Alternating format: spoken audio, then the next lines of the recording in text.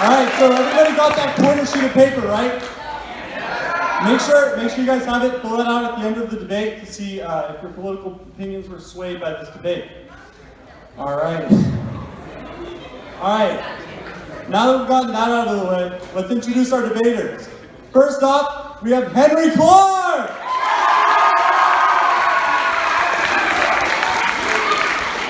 Second off, we have Owen Cleland.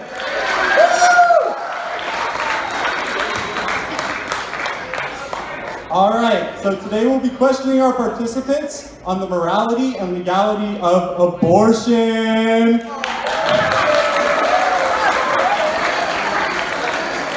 All right, so let's kick it off with our opening statements. We're going to start off with Owen Cleland. He's going to introduce himself and his opinion on the topic.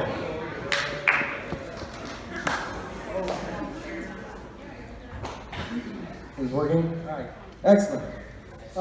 First off, I'd like to start, ladies and gentlemen, thank you for gathering here today. My name is Owen Cleland. I stand here in front of you not as someone against choice, but for life. As someone who is against abortion, I am constantly criticized with claims that I wish to end personal freedom.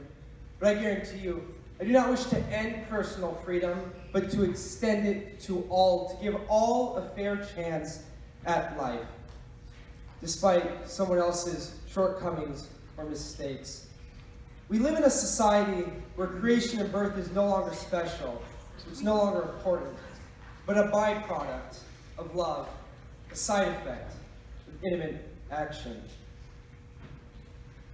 I believe that clinics and hospitals have the right to refuse service to those seeking an abortion and should not be penalized. Yet those looking for an abortion because of rape, something outside of their control, are required to receive one. Thank you. Thank you for that, Owen. All right. Now we're going to get the opening statement from Henry Clark.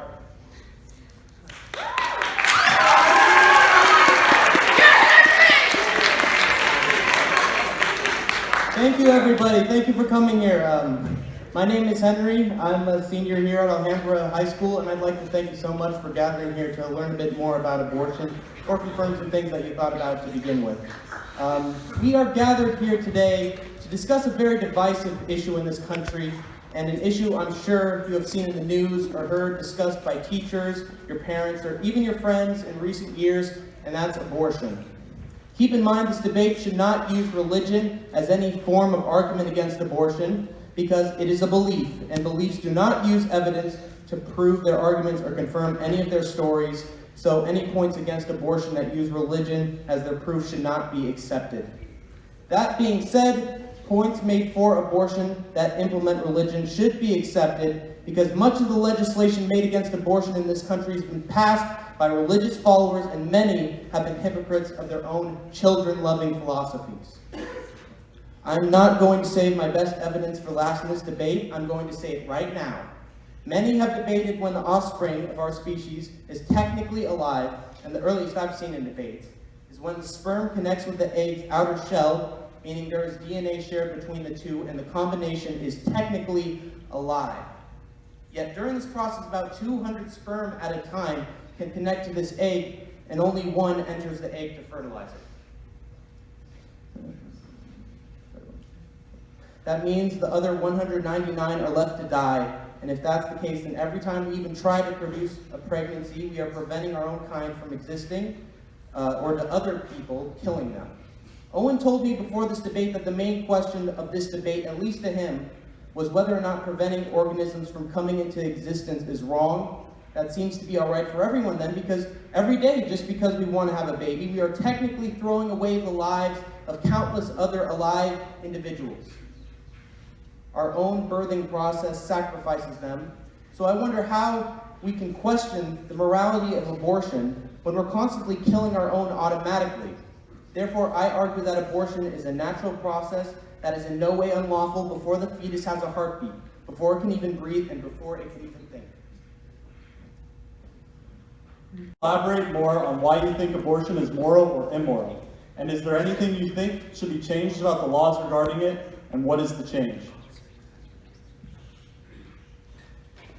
I'm sure we're all familiar with the criminal system, right? You have the freedom to make decisions, but as soon as those decisions harm someone else, your decision-making privileges are revoked, and you are put in jail. The same is true to abortion.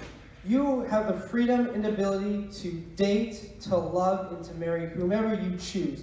But the moment you make the mistake of bringing a child into this world before you are ready is solely your fault, and you should not be able to play the reverse card and undo your action simply because you simply don't want a child. Abortion is immoral and one-sided. President Reagan once said, "Isn't it funny that the only people who oppose abortion are the ones who are born?" One of the most disturbing things is how determined man is to decide when life begins. According to Henry, that happens when the sperm comes in contact with the egg, and apparently the other 199 sperm that don't make it have all been killed off. That's interesting. First it was conception, right? And then it was moved to the first trimester. The goalpost of when life begins is constantly moving. It's constantly being pushed back. Science should be solid, not arbitrary.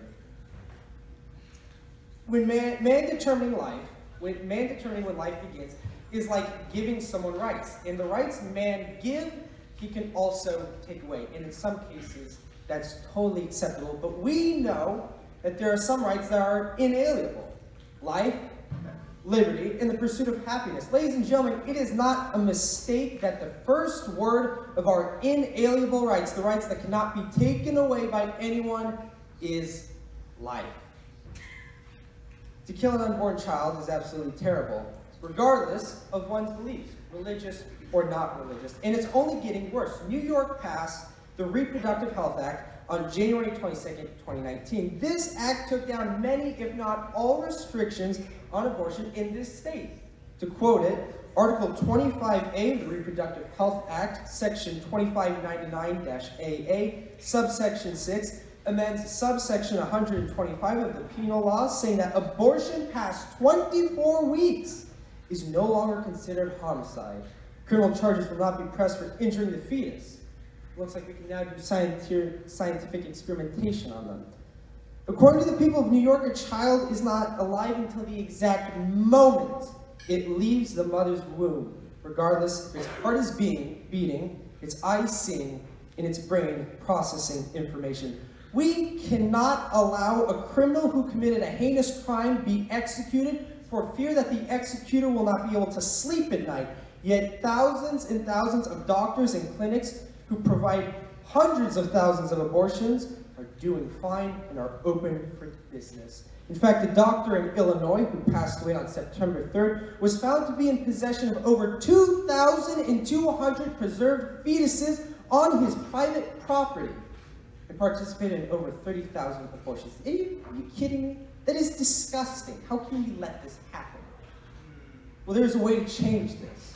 There's a way to fix and solve that main outlier of abortion. The education and career system in America is broken. We work harder and longer than any other country in the world and are the only developed country that does not guarantee paid leave to new parents, instead leaving it up to companies, resulting in 40% of jobs not offering women paid leave. Now one might say, well, what does this have anything to do with it? Well, according to a study done by the National Center for Biotechnology Information, which is a branch of the United States National Library of Medicine, said that 75% of women who got an abortion, they said it was because it would interfere with work and or their education. Well, this can be fixed. The majority, 75% of abortions are unnecessary. And with new legislation, the problem can be solved at the root. Legislation such as a work environment that cares more for expecting parents, guaranteed paid leave, and increased financial support for single parents. As much as I am against government handouts and subsidies and increased taxes, I am willing to pay higher taxes if it meant that more children were being born into this world, into a family that wanted and could provide for them.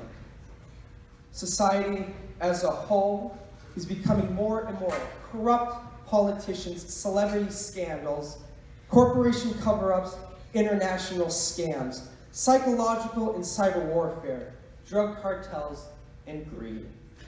As we are surrounded by these extremes, the simple things in life no longer seem as bad as they truly are. Drug abuse, underage smoking, lying, and premarital sex. The further we drift from what is right, the more apathetic and immoral we become. To kill an unborn child is something I cannot stand for. It is like denying someone a role in a play before they have even auditioned. Abortion isn't the only option. In one's youth, they will make mistakes and wrong choices. Getting an abortion is one of these mistakes. With permission from my aunt, I am allowed to share her story. When she was young and not married, she became pregnant, but would not go through an abortion.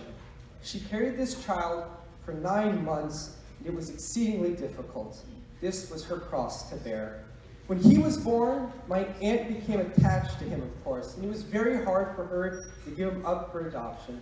But she did all of this, sacrificing so much for the life of my cousin. He was taken in by a loving and nurturing family and grew up to become a successful young adult. 20 years later, after my aunt gave him up for adoption, they got in contact with one another. I am happy to report they have a loving and healthy relationship. And while my aunt was not a part of his childhood, she has had the biggest impact on his life, making the decision to deliver him into the world and give him to a family. This is not a unique case. Private adoptions are the most common kind, and out of private adoptions, 62% are adopted within 1 month of the child's birth. Adoptions are the most powerful example of love. Love from the mother to deliver and to not abandon the child in a dumpster.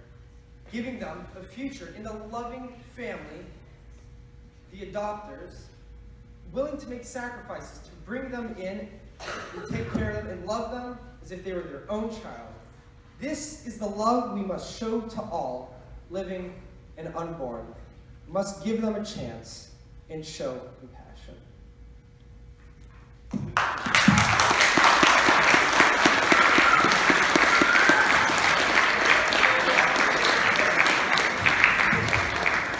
All right, thank you for that statement, Owen. All right, we're going to move on to the 5-minute rebuttal now. I'm sorry, Owen, but that story you gave about your relative and her son, it was complete character evidence. You aren't using any real facts. You're taking it from opinions. That is all real facts. Go ask my cousin. He's on Facebook. Yeah, but hey, leave the character evidence for the politicians in the next U.S. election. Because the thing is, I am basing my argument on scientific facts, and you're basing it off of asking people opinions, just random examples. Like that legislation in New York, that was one example, and yet you're using that to define all of abortion. It's not all. It's a huge percentage. A huge percentage of states. New York, not Alabama. Oh, also, one more thing. Virginia. You're also using Illinois, abortion, and you put it Michigan. in a subgroup with drugs. You were using it with what our own younger generation is doing, and I don't find... It's not in a subgroup of drugs. I was saying is that as people do more and more simple bad things, they don't seem that bad anymore, right? If I go out and I punch someone every day, after a while, like punching people isn't going to seem that bad because that's something I do on a regular basis. So you think abortions are a bad thing? Yes, that's literally what I'm standing here talking about. Yes, absolutely. Oh my God! If I didn't think they were bad, I wouldn't be here I right think now. you're in the right here. I think you're... How so? Well, I just think you're shying away from the real issue here. What is You're the not real talking issue? about the actual process. You were talking about stories and you're talking about surveys, and I'm not going to stand that. This is like, okay, so the difference between, so science, right, is fact, something we can prove.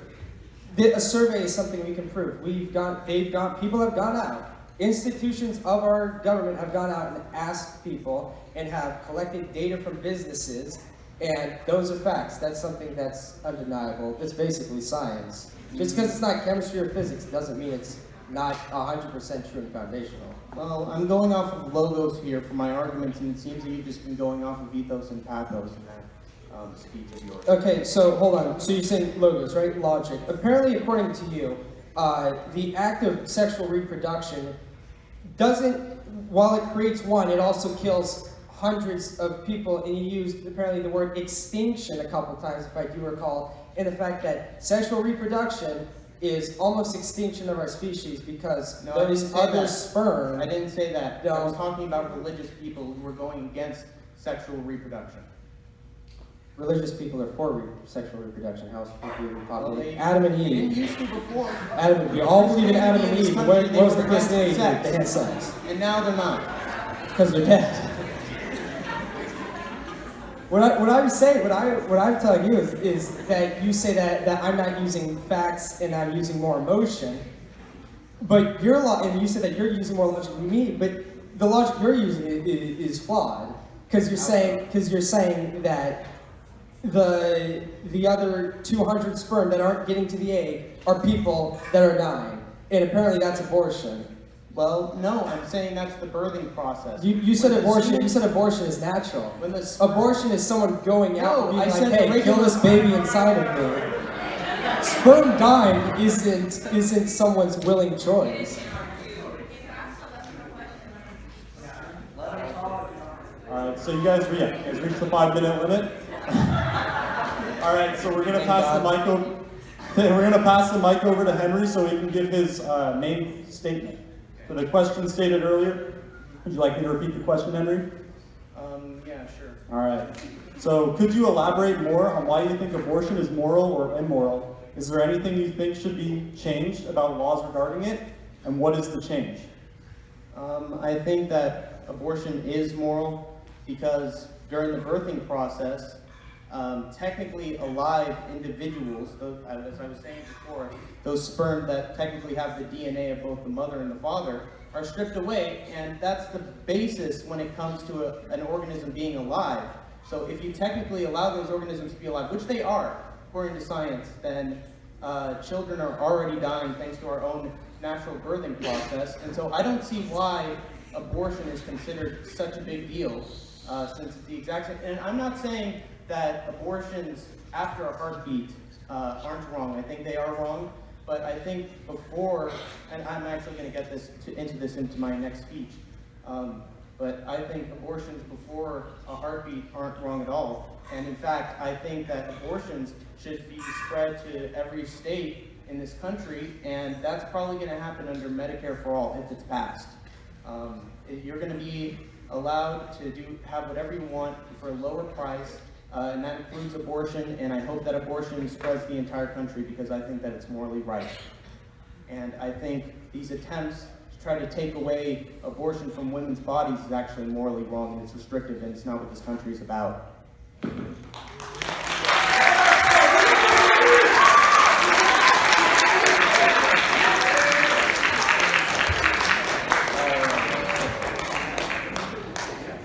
I get my own speech, right?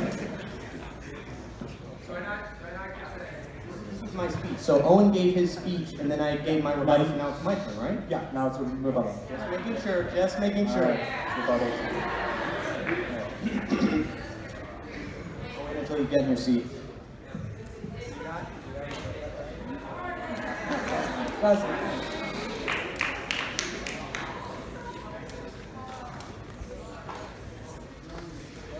Yeah, exactly. That was my rebuttal. I'm about to deliver my main statement. Yes. Alright, Henry's now going to give his main statement. Abortion is a human right, and for women to have no choice in the matter of giving birth, a process their own bodies have to go through, is a breach of privacy and a breach of morality from my viewpoint. Now that is not saying that abortions after the fetus has been registered to have a heartbeat is right. I'll be the first to suggest that abortions at that latest stage shouldn't take place. Once a heartbeat is confirmed, the abortion should not be started or continued if the procedure is taking place. That's just a suggestion. But that brings me to my next argument, that abortions before the heartbeat are completely immoral and should be legal throughout the country. And why, you ask? Because of the way we treat the heartbeat once the fetus has it. If a human, from a fetus to a fully grown human, has a heartbeat and it has stopped, that person is considered dead and the body is disposed of. So why shouldn't we treat fetuses without a heart the same way? If the heart is considered the spawn of life for a human being, then that fetus should be treated like a dead body and be disposed of if the woman chooses to do so. Trying to create a person out of something that isn't alive doesn't accomplish anything, it just sets us back.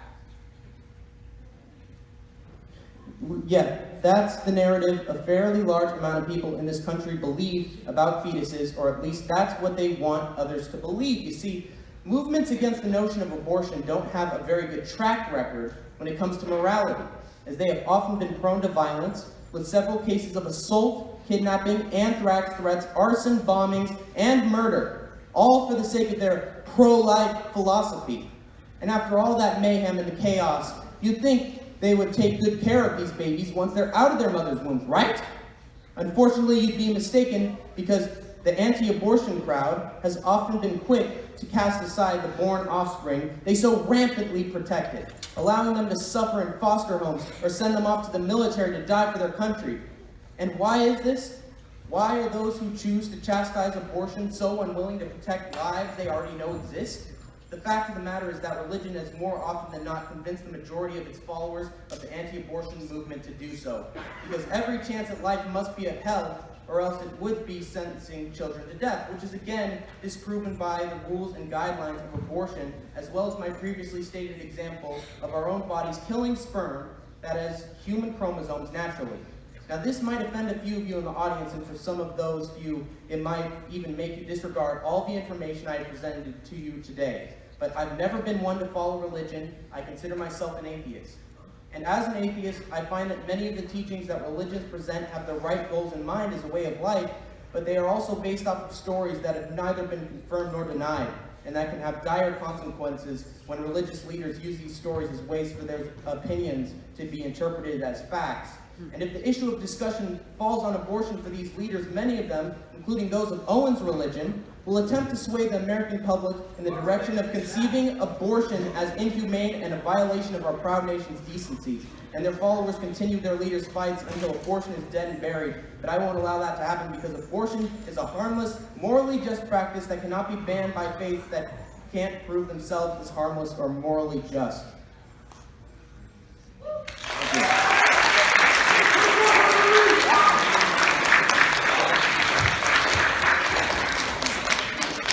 All right, so now we're going to move on to the second 5-minute rebuttal.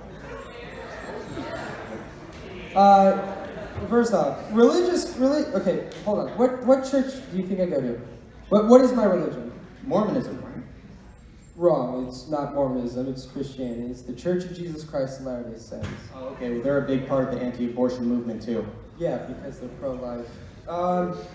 Religious people aren't the only ones who get. Religious people aren't the only ones who are opposed to abortions. There's this lady. Her name, I think it's Tucker. I forgot what her last name was. But she was a director of a Planned Parenthood facility in Indiana, and she is now pro-life. Abby Johnson. Huh? Abby Johnson. Okay, well that's not. Yeah, that's another example, because that's not the lady I'm talking about. There's another one. So now there's. I don't know anything about Abby Johnson. Don't use that as evidence.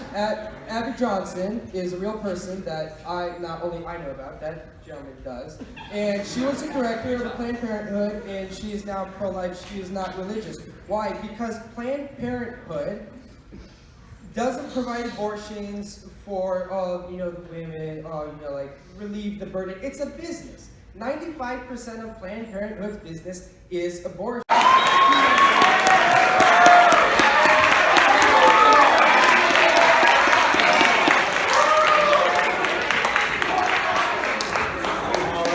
All right, guys, we're going to resume the debate. But first, I have a couple of announcements to make. So there's no eating in the PAB. So yeah, you guys are going to have to go outside if you're eating. And then also, no more audience interruptions. Next audience interruption will be kicked out. Yes. All right, so now we're going to begin the section on audience questions. And I'll be choosing, so... My dad's coming over. All right, so just raise your hand if you guys have an audience question. Israel.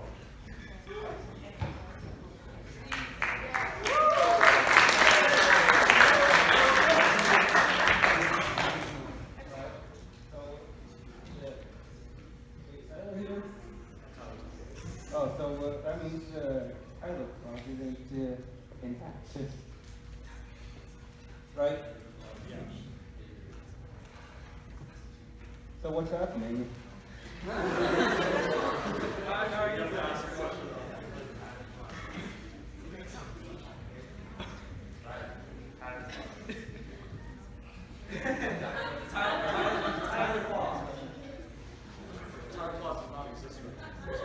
Oh.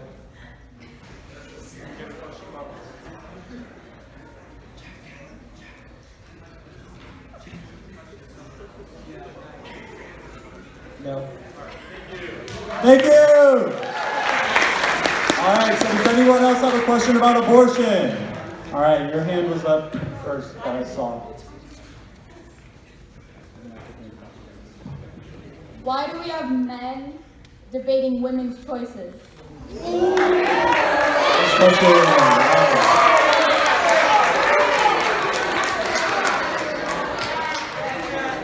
I can answer that question actually. This originally started as an argument between these two guys, and then we're like, all right, let's just have a debate. Realistically, it would be better if we had a woman up there, but unfortunately we just don't right now. Sorry about that.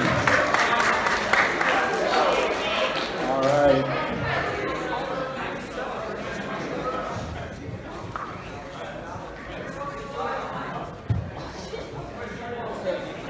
So, say, for example, a child, they're doing the ultrasound, a child is found to have some debilitating condition or disease, like microcephaly or severe mental retardation. Like,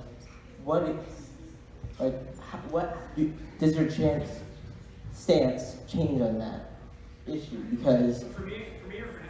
primarily for you, but also for him, because oh, okay, yeah. For me, okay. For me, my stance wouldn't change at all. Why would we abort a baby who has possible retardation, whether it's Down syndrome or autism? Why should we kill them and remove their chance of life just simply because they might have some disability? I mean, would you do that to someone who is currently alive and living today just because they live in a vegetable state, just because they're not like us? I don't think it's appropriate to call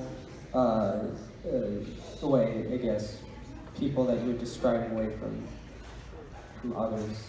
So no, my stance would not change. I would not abort the child just simply because they wouldn't function mentally or physically the same as the rest of us. They're still a human being. They're still just like one of us.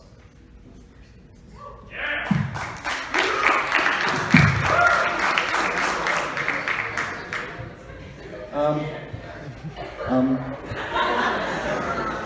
right.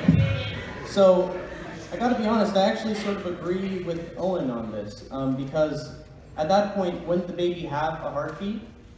So it would technically be alive, and I covered in a previous stance that if the baby does have a heartbeat, then that means it is technically alive, and at that point I would think it would actually be wrong to kill a life that we know would actually come into existence, and so I have to disagree with that.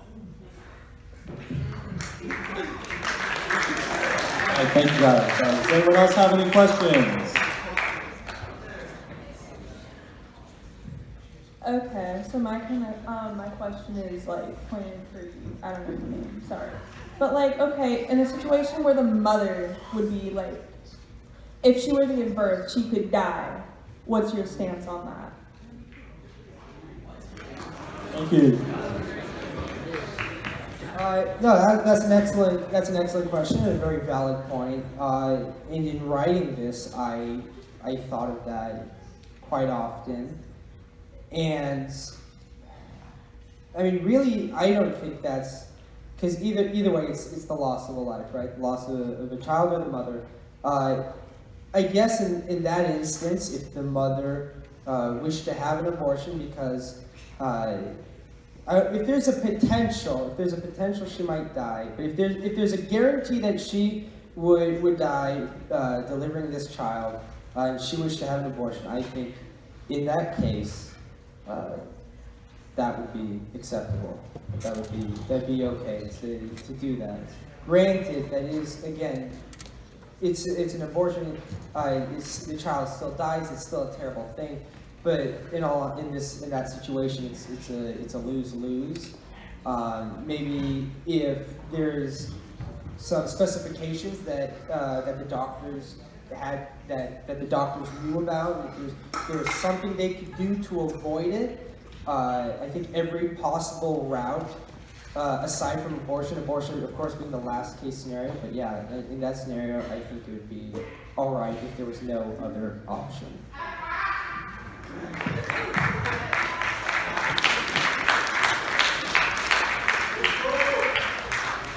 One thing I actually find sort of odd is that in your opening statement, you said that someone who had been raped and is having a baby can have an abortion. And my question is, why? Because that is also a living human being, or a being that could have a life if you choose to let it live. And so why are you banning women from allowing to have that, to have that baby? So at the end, I got confused. You're saying why is it okay for people to get an abortion because they were raped, right? So, well, if someone goes out and they have sex and their condom breaks or they didn't take the proper prevention, all of a sudden, boom, they've got a child. And it's like, oh no, I wasn't prepared for this. I don't have the financial stability. That's not okay. Because you went out, you made that decision. But if you get raped, that's a terrible, traumatizing experience. That it's rape, you had no control over the outcome of it. And usually, in most cases, people who are raped are young. Why is the condom breaking a decision? That's complete circumstance. Okay, so you went out.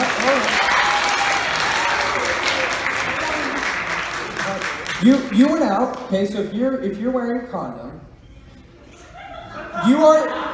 Why is that funny? If you go out, you're like, I'm gonna go have sex tonight, but I'm not married and I don't want a child, so therefore I'm going to wear a condom to prevent this child from being born because that's not something I want. If that happens, just because you don't want it, doesn't mean that you're physically unable to provide for it, right? So, the object of wearing a condom is to go out and to have sex for pleasure, and that's not what the reproductive intercourse is for. It's for bringing children into this world and having a family. It's not purely just for pleasure. And that's one of the things I talked about earlier, is that nowadays, right, people are like, oh my God, like, he is opposed to people having sex before they are married, right? In this audience, I'm sure that's all that's going through most of your heads. 50, 20 years ago, right, having sex before you were married was a bad thing. You were looked down upon because back then it was special and it was reserved for those trying to have a family, right? I mean, you could say it was a wholesome recreation, but nowadays it's purely for pleasure. It's made Pornhub, right? There's a business off of it. It no longer bears sex no longer bears the weight and importance that it had before. Well, just because that's its reputation doesn't mean that sex is sex. I mean, people were having sex for pleasure back in the 60s, and people thought that was wrong, but they also thought that we should be segregated. So why are you taking evidence from that generation as well?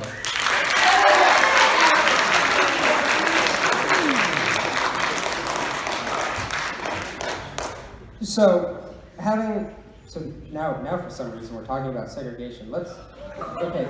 So we all know that segregation is not okay, of course. That everyone should have equal rights and equal opportunity. That's the same thing for unborn children. They should have equal rights. They should have equal opportunity to be born into this world. If it's circling back to your point, the point that someone raised before, what about rape? That is not okay. Why? Because it was outside of their control. it's still an organism that can come into existence. I thought this was what it was all about. So you don't care It is about absolutely. an organism Just in there? just because someone is raped doesn't mean that they have to provide for that child. Most often cases, rape victims are very young, and to have not only a traumatizing that rape traumatizing, horrifying, scarring experience, but then to raise a child on top of that, again, due to circumstances outside of your control. But again, if I you was breaking a condom. But again, if you go out and you have sex with a condom, that indicates that you weren't wanting to have a family. And the entire point, even if you remove religion out of it, right?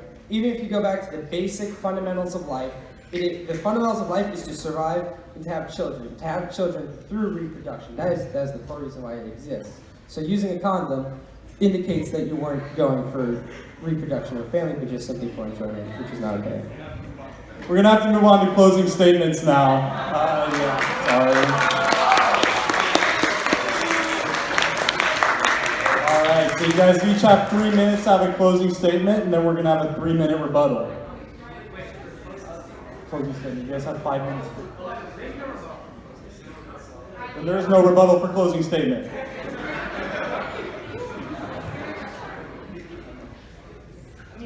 Conclusions are more about just getting your message across. Yeah. I don't think. Yeah, you there's have no rebuttal. rebuttals There's for- no. We're good. There's no rebuttal. Closing Making sure. statement. And then we're good. All right. Yes, I'll go. A quote from a Dr. Seuss book goes as follows: I am the Lorax, I speak for the trees have no tongues. The line "I speak for the trees" has meaning that goes beyond just a kid's book. Just because the child is unborn doesn't mean it has no rights, doesn't mean it has no voice. As the Lorax spoke for the trees because they could not speak for themselves, I speak for the unborn children. And on their behalf, I say they have rights. They are as living as you and I. And the children of tomorrow deserve to be brought into a world where we will love them today. Thank you.